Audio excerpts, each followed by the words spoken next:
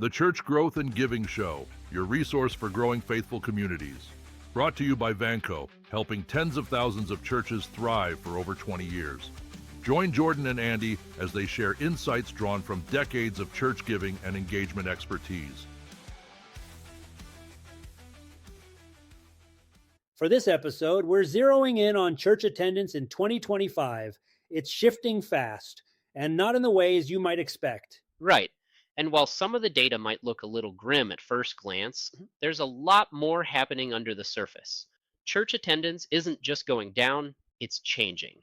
We're seeing fresh patterns, especially among younger generations like Millennials and Gen Z. That's what caught my eye. Looking at recent reports from Gallup and Pew, fewer than half of U.S. adults are even part of a church anymore. That's wild, considering how central church once was to American life. It is, but it also reflects deeper cultural shifts. We're not just talking about fewer people showing up on Sundays. We're talking about the way people relate to spirituality in general. That whole spiritual but not religious thing, it's huge. Gen Z in particular is redefining what faith and community look like. It's not that people don't care about purpose or connection. They're just not finding it in the pews the same way their parents or grandparents did. And there's a combination of factors fueling that. Generational values are changing. Social expectations are shifting. People are busier, more mobile, and more digital. And for some, church just doesn't feel like it speaks to their lives anymore. That resonates. Millennials grew up in a world where Sunday mornings started to look more like soccer practice and brunch than Sunday school. And now they're adults, many with families, and their habits have carried over. Pew's numbers show that only about 20% of Gen Z attend church regularly. And it's not just the schedule, it's perception. A lot of younger folks view traditional churches as out of step with modern issues, too rigid and even politically divisive. That part really surprised me. I read that church affiliation now breaks down along political lines more than ever. Some progressive individuals feel completely disconnected from what they see as conservative church culture. It's true, and it's one of the reasons some denominations have struggled more than others. Mainline Protestant churches, for example, like the United Methodist Church and ELCA, have seen steep membership declines, and internal conflict over social issues hasn't helped. Meanwhile, I saw that Pentecostal and evangelical churches have held on a little better, right? They have, to an extent. Their more dynamic worship styles, focus on personal experience, and contemporary outreach have helped retain some momentum. But even those churches are seeing a slowdown, especially in urban areas where secularism is more prevalent. So there's a bigger story here, a cultural remix of faith expression. Some people are turning to online spiritual communities, others to activism or mindfulness instead of traditional church. And in many ways, churches are trying to catch up. There's a growing awareness that it's not about going back to the way things were, it's about reimagining what faith community means now. Which brings us to a big question. How do we define regular attendance in 2025? Pre-pandemic, it meant being in the pew every Sunday, but now, not so much. Right. Lifeway research actually found that a lot of churches now define regular attendance as twice a month. Some even count consistent virtual engagement. It's a whole new metric for involvement. That's a big shift, and honestly, it makes sense. Virtual services really took off during the pandemic, and for some people, that's still their main connection to church. It did open doors. According to Lifeway, about half of churchgoers attended online during lockdowns. But after restrictions lifted, only around a quarter kept up with it. That tells us digital can support ministry, but it's not a substitute for community. There's definitely something about being physically present, bumping into someone at coffee hour, singing in a room full of voices, or sitting with a friend in the back row.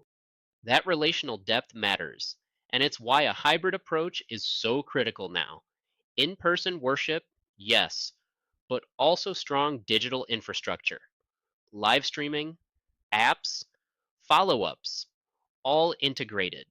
Speaking of apps, I saw that Vanco offers a free church app for churches already using their giving platform. It lets pastors and congregants message each other, organize events, and access materials. It really helps build that sense of connection during the week. It's not just a tech gimmick. Tools like that create pathways for community and discipleship, especially with younger generations who live online. If you want Gen Z to feel like church is relevant, you need to meet them where they already are.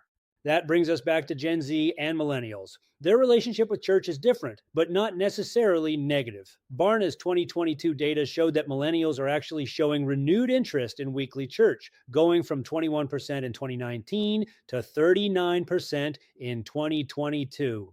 That's a big jump. It suggests that when churches focus on real world impact, authenticity, and inclusivity, people respond. Millennials care about social justice, transparency, and leadership that reflects their values. And Gen Z may be more skeptical of organized religion, but they're very receptive to purpose driven engagement. A lot of them don't want to just attend, they want to be part of something meaningful. We've seen churches grow by investing in younger voices. Hope City Church, near LA, rebranded with younger leadership in mind. Updated worship style, relevant messages, bold community initiatives. That's what drew people in. It's the same idea behind New Bethel Church's model. They give millennials and Gen Z real opportunities for leadership and social impact. They're not just welcomed, they're empowered. And that shift from come and sit to come and lead is what modern ministry is all about. You can't expect engagement if you're not offering ownership. I love that. And it speaks to a bigger point. Church growth in 2025 is less about attendance for attendance's sake and more about mission alignment. People want to know their time and energy matter. They do. That's why digital outreach, small group discipleship, and flexible service models are growing fast. It's about removing friction, making it easier to connect, and easier to grow and feel at home. And churches that are doing that well, they're not just surviving, they're thriving. I was blown away reading about Church of the Highlands in Alabama. They've got multiple services, strong small groups, and robust online engagement.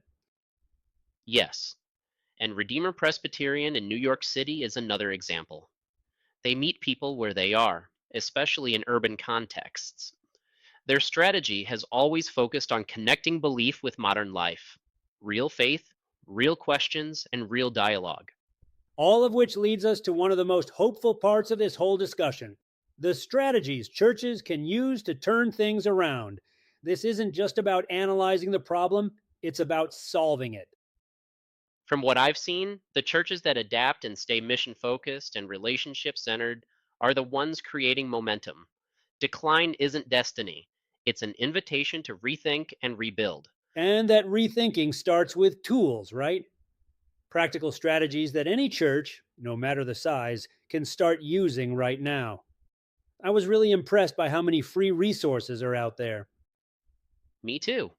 Let's start with the one most churches already have access to: social media. With over 70% of Americans active online, that's today's mission field. Platforms like Instagram, Facebook, and YouTube are where the conversations are happening, and churches need to be part of that.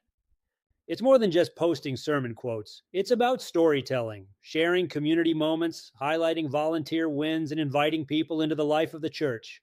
And with Vanco's free social media kit that includes 250 post templates and even a post generator, there's no excuse not to get started. Right. And if time is the issue, AI can help. Tools like ChatGPT are giving pastors and ministry leaders a creative boost, turning sermon notes into blog posts, writing invitations for outreach events, and even helping craft compelling messages for digital platforms. That guide with 50 ChatGPT prompts for pastors, it's gold. It takes what used to be a blank screen and turns it into clear, purposeful communication fast. Now, for churches ready to deepen engagement, recording sermons and summarizing them in blogs is powerful. It gives people a way to revisit the message or catch up if they missed a Sunday. It also boosts search visibility and extends the reach of your teaching. And if someone's visiting your site for the first time, those sermon clips might be the thing that draws them in. They get a taste of your message, your heart, and your tone, all before setting foot inside. That digital front door really matters. But once someone walks through it, virtually or in person, you've got to be ready to welcome them. That's where Vanco's Church Growth Kit shines. Connection cards, welcome quotes, follow up letter templates. It's all about showing intentional care. Because first time visitors rarely become regular attendees without follow up. That personalized touch, a call, a note, an invitation to coffee, it's what transforms a moment into a relationship. And speaking of relationships, leadership matters. Churches thrive when leaders are equipped, not just pastors, but volunteers, small group facilitators, and outreach teams. That's why the Discipleship Training Guide is such a strong resource. It walks you through how to spot, train, and support leaders who multiply ministry. It's not about doing everything yourself. It's about creating a culture of ownership and trust. And when leaders step up, communities flourish. Which brings us to one of my favorite tools, the Event Planning Kit. Outreach events still work. Festivals, community dinners, school supply drives. They break the ice and build trust. They show the churches for the neighborhood, not just inside four walls. Yeah, and that event becomes a story. Something someone tells a friend. I went to this thing at this church last weekend, and that's how momentum starts. That's the path forward. Churches who adapt, who invest in relationships, use tools wisely, and stay grounded in mission can not only survive the decline, they'll grow because people still need hope, crave meaning, and want belonging. And the church, at its best, offers all of that. It just takes a little more savvy and a little more intentionality now. But the future isn't lost. It's out there waiting for leaders who are willing to innovate and reconnect. That's why we're here to help with that. If you're listening today and want access to the tools we mentioned, the social media kit, the growth kit, the discipleship guide, check the show notes or visit our site for direct links. Stay encouraged, leaders. There's real momentum ahead.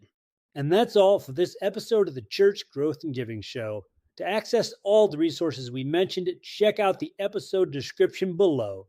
Hopefully, this conversation was encouraging and provided you with insights to help spark growth in your faith community.